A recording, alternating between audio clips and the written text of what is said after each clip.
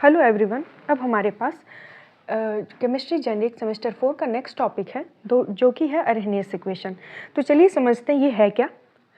Arrhenius equation हमें बताता है temperature dependence on rate and rate constant के बारे में, ठीक है।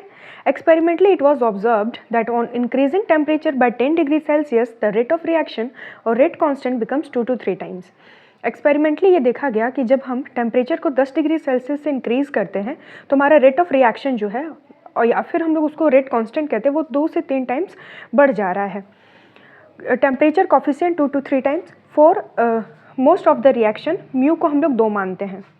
तो अगर हम देख रहे हैं रेट 2 अपॉन रेट 1, तो वो 2 उसका power rate del t upon 10 हो जा रहा है। डेल टी को मतलब हम लोग चेंज इन टेम्परेचर मान रहे हैं, that is T2 minus T1, और रेट ऑफ रिएक्शन R1 जब टेम्परेचर 1 पे और रेट ऑफ रिएक्शन जब टेम्परेचर 2 पे है तो उसको मान रहे हैं। नॉर्मल हमारा Arrhenius equation K is equal to AE upon EA मतलब एक्टिवेशन एनर्जी अपॉन RT। अब इसमें जितने भी कॉन्स्टेंट्स, जितने भी वर्ड्स लिखे हुए हैं उनके क्या मतलब होते हैं, उनका क्या सिग्निफिकेंस है, उसको समझते हैं। K का मतलब है रेट कांस्टेंट, A का मतलब है अरहेनियस इक्वेशन, EA का मतलब है एक्टिवेशन एनर्जी, R का मतलब है गैस कांस्टेंट जिसका वैल्यू 8.314 जूल मोल केल्विन होता है, या फिर 2 केल्विन मोल, हम लोग ऐसे समझ सकते हैं। अब देखिए, जब रिएक्टेंट टू प्रोडक्ट साइड जाता है तो उसको हम लोग activation energy for forward reaction कहते हैं, और जब प्रोडक्ट टू रिएक्टेंट साइड जाता है तो उसको हम लोग activation energy for backward reaction कहते हैं। Minimum amount of energy required for chemical reaction ये होता है। अब देखिए, अगर अरहेनियस इक्वेशन आता है तो उसको डिराइव भी करना पड़ेगा। तो टेम्परेचर T1 पे हम लोग रेट कांस्टेंट को K1 मान रहे हैं, टेम्परेचर T2 पे हम लोग रेट कांस्टेंट को K2 मान रहे हैं।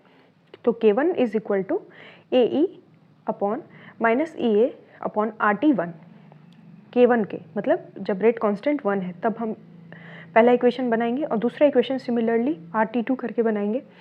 जब ये दोनों इक्वेशन को डिवाइड किया जाता है तो हमारे पास वैल्यू आता है, that is AE upon minus EA RT2 upon AE minus EA RT1, ठीक है। जब ये पूरा का पूरा डिवाइड किया जाता है तो A से A कट जाएगा, तो E एक्सपोनेंशियल का पावर EA मतलब एक्टिवेशन एनर्जी A का अपॉन उसका rate constant at temperature T1 minus rate at temperature T2। इसको हम लोग लेंगे फुल, जब इसको सॉल्व किया जाएगा ln के फॉर्म में, जब इसको चेंज करेंगे तो ये हमारे पास value EA upon R bracket में 1 upon T1 minus 1 upon T2 हो जाएगा। फिर जब इसको हम लोग लॉग के फॉर्म में कन्वर्ट करेंगे तो हम लोग रेट के साथ 2.303 का वैल्यू को डाल सकते हैं। और ग्राफ अगर हम लोग देखें, ग्राफ जब ln के वर्सेस 1 अपॉन T का ग्राफ बनाया जाता है तो देखिए हमारे पास कैसा आता है। यहाँ पे देखिए माइनस इंटरसेप्ट दिख रहा है। माइनस इंटरसेप्ट मतलब हमारा जो ग्राफ का जो स्लोप है वो डाउनवर्ड्स की तरफ आएगा। तो ये ग्राफ जो प्लॉट किया गया है ना, ये ln के और 1 अपॉन T के बेसिस पे प्लॉट किया गया है। तो इसमें हमारा एक्टिवेशन एनर्जी अपॉन R जो आ रहा है वो डाउनवर्ड स्लोप आ रहा है, ठीक है। नेक्स्ट, जब हम लोग लॉग के फॉर्म में अगर ग्राफ को प्लॉट करना चाहें तो यहाँ भी डाउनवर्ड आएगा, पर यहाँ स्लोप जो है वो EA अपॉन 2.3 R का वैल्यू को दिखा रहा है। तो ये था हमारा पूरा Arrhenius equation. Thank you so much. और भी टॉपिक्स मैं अपलोड कर रही हूँ जल्दी ही, ठीक है।